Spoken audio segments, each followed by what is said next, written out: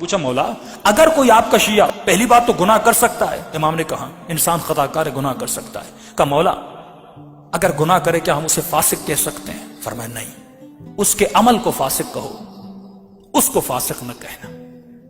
فاسق العمل ہے پر طیب الروح ہے، ہمارا چاہنے والا عمل کا تو فاسق ہو سکتا ہے لیکن اس کی روح کیا ہے؟ پاک ہے۔ کہنے لگا مولا کیسے پتا چلے وہ آپ کا حقیقی شیعہ ہے؟ فرمایا اگر گناہ کرنے کے بعد اس کے چہرے پہ ندامت کو دیکھو، پشیمانی کو دیکھو تو سمجھ جانا ہمارا ہے، لیکن اگر گناہ کرنے کے بعد گناہ کی لذت اس کے وجود میں باقی رہے۔ کسی نے پوچھا مولا توبہ کب قبول ہوتی ہے؟ امام نے فرمایا تمہاری توبہ تب قبول ہوگی جب تو توبہ کرنے بیٹھے، فار ایگزامپل دعائے کمیل میں توبہ کرنے بیٹھے، جس گناہ سے توبہ کر رہا ہے اگر اس گناہ کی لذت تمہارے وجود میں باقی ہے تو سمجھ جانا تمہاری توبہ قبول نہیں ہوئی۔ جب تک اس گناہ کی نفرت تمہارے دل میں نہیں آتی، فرمایا تب تک تمہاری توبہ قبول نہیں ہوتی۔ تو پہلی نشانی فرمایا اگر گناہ کرے تو پشیمانی اس کے وجود میں ہو، جب تک پشیمانی نہیں ہے فرمایا تب تک یہ ہمارا شیعہ نہیں ہے اور مقابلے میں آ سکتا ہے۔ دوسری چیز معصوم فرماتے ہیں، فرمایا کچھ ایسی عادتیں، کچھ ایسے گناہ انسان کے وجود میں ہوتے ہیں جو گناہ ان کو اولیاء خدا سے دور کر دیتے ہیں۔ یہ گناہ ایک ایسی کثافت ہے، ایک ایسی نجاست ہے جو لوگوں کو اہل بیت سے دور کرتی تھی۔ یعنی جس طرح میگنیٹ ہوتا ہے، اگر آپ کے وجود میں گناہ ہے، قرآن کہتا ہے انما یرید اللہ لیذھب عنکم الرجس اہل البیت ویطہرکم تطہیرا، کہ اہل بیت کو ہر طرح کی رجس اور نجاست سے دور کیا۔ اگر نجاست میرے وجود میں آئے، اگر جھوٹ کی نجاست میرے وجود میں آئے، اگر بغض و نفاق و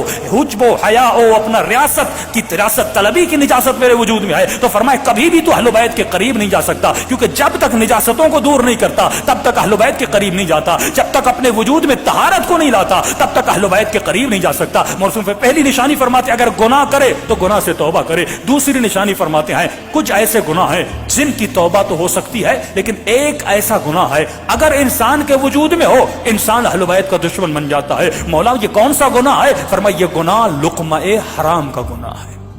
اگر حرام کا لقمہ کسی کے پیٹ میں جائے، فرمایا اس گناہ کی نجاست اتنی بڑی ہے کیونکہ اللہ نے کچھ گناہوں کو چھپا کے رکھا ہے، اگر وہ گناہ کسی کے وجود میں آ جائے تو فرمایا اس کی توبہ قبول نہیں ہوتی، اس کی عبادت قبول نہیں ہوتی۔ 40 دن نماز شب پڑھے لیکن اس کی نماز شب قبول نہیں ہوتی کیونکہ اس کے وجود میں لقمہ حرام ہے، حرام کے لقمے سے بڑے۔ ایک ایران کا بہت بڑا مجتہد تھا، کسی بہت بڑے شیعہ سے ملنے گیا، یہ شیعہ ان سے ملے، ان کے سامنے سفرہ لگایا، انہوں نے کھانا کھایا، کھانا کھانے کے بعد انہوں نے قبلہ کے سامنے ایک فائل لائی کہ قبلہ بہت سارے مکان ہیں اوقاف کے جو لوگ زمینوں کو وقف کرتے ہیں، ایک زمین ہے اگر آپ سائن کر دیں اس پہ بڑا اختلاف ہے، یہ ون سائیڈڈ ہو جائے گی، ہمارے ہاتھوں میں آ جائے گی۔ یہ سمجھ گئے یہ کھانا کھانا نہیں تھا، یہ رشوت کا کھانا تھا۔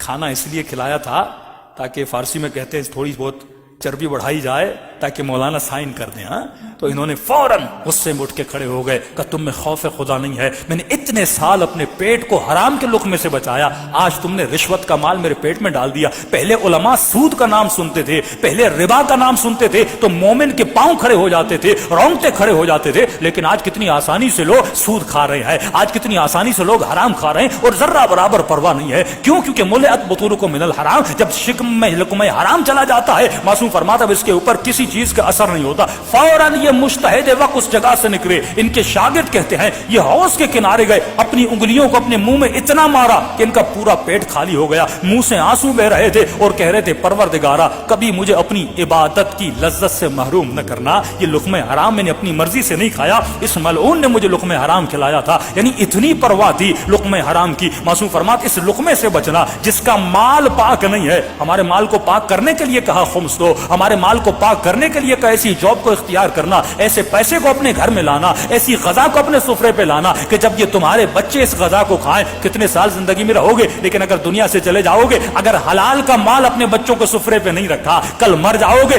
یہ بچے اس مال سے کیا کریں گے؟ اگر عیاشی کریں گے، اگر گناہ کریں گے، نقصان کس سے ہوگا؟ تمہیں ہوگا۔ لیکن بچے کی تربیت ایسی کی جیسی حسین ابن علی نے کہی، اگر مر جاؤ گے یہ بچہ ایک بسم اللہ الرحمن الرحیم پڑھے گا، رسول خدا فرماتے ہیں کئی دن سے کئی مہینوں تک اس کا عذاب جہنم ختم ہو جاتا ہے بچے کے ایک بسم اللہ الرحمن الرحیم پڑھنے سے۔ صلوات پڑھے محمد و آلہ۔